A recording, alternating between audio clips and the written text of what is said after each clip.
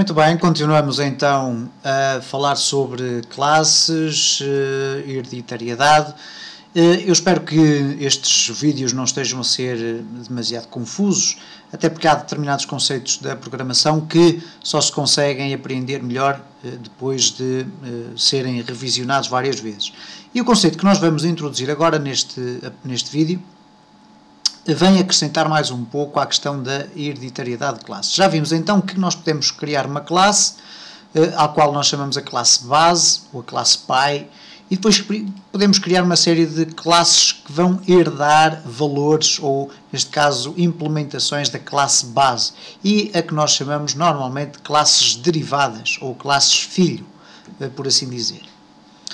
O que nós vimos então é que portanto, todas as implementações que nós fizermos na classe base podem ser herdadas pelas classes derivadas. Ora, acontece que nós podemos definir classes de uma forma específica, que neste caso é, por exemplo, abstract classe atleta. Ora, o que é que quer dizer o abstract? O abstract quer dizer que estamos a criar uma classe, de certa forma, genérica, isto é uma classe que não pode ser instanciada. Esse é o primeiro aspecto importante. Enquanto eu tenho, por exemplo, classe atleta, eu posso aqui ir ao meu botão e criar o atleta eu igual a new atleta. Se a minha classe for transformada para abstract, eu já não posso fazer essa operação. Portanto, não posso criar objetos a partir de uma classe abstrata. Então, para que serve uma classe abstrata?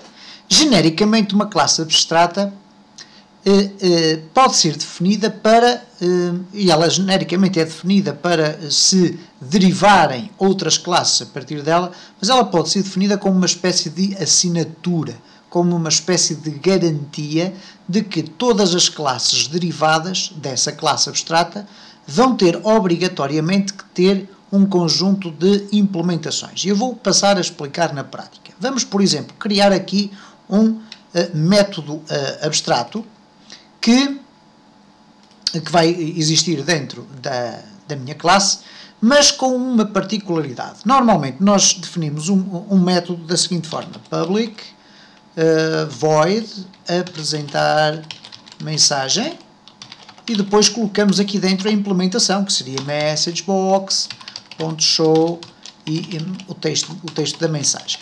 Ok? E nada impede que a classe abstrata tenha uma implementação deste género. No entanto, as classes abstratas normalmente têm um outro tipo de implementação. Isto é, a tal assinatura, a tal garantia de que todas as classes derivadas vão ter que ter uma implementação das instruções que são dadas pela classe abstrata. E eu então posso escrever abstract public void mostrar mensagem. E vou abrir e fechar os parênteses e vou imediatamente colocar um ponto e vírgula. E o que é que isto significa dizer? Significa dizer que se a classe futebolista é derivada da classe atleta, ela vai ter que implementar, isto é, criar o código de todos os métodos que a classe abstrata, neste caso a classe base, contém. Ora, vamos ver o que é que acontece na prática. Neste caso, se eu quiser criar aqui um objeto do tipo futebolista, eu escrevo futebolista, eu, é igual a new futebolista. Ok? Vamos tentar executar o código e, reparem, há um erro, e esse erro é o seguinte: futebolista não implementa um membro abstrato que está a ser herdado a partir da classe base. E, portanto, isto quer dizer que, para que eu possa fazer este tipo de implementação que eu aqui tenho, este tipo de instanciação de objetos, eu vou ter que criar aquilo que esta assinatura que aqui está me obriga a fazer. Isto é, eu vou ter que criar o método mostrar mensagem. Então, para fazê-lo, tenho que escrevê-lo da seguinte forma: public. E agora vou utilizar um outro termo que é override. E agora void, porque é o tipo de valor que é retornado, isto é, nenhum, mostrar mensagem. E agora vou colocar aqui a implementação do meu código, e neste caso messagebox.show mensagem, ok, pode ser.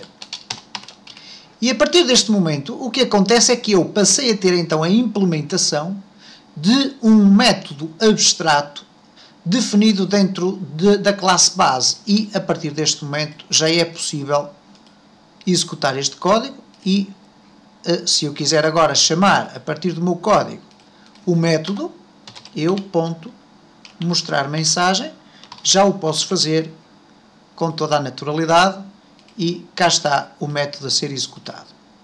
E aqui está a aplicação do que é genericamente uma classe abstrata. Portanto, ela define essencialmente uma espécie de código de conduta, de regras, de instruções que qualquer classe que seja derivada dela vai ter que criar. Portanto, nós indicamos aqui apenas quais são os métodos que obrigatoriamente terão que ser criados e a sua implementação.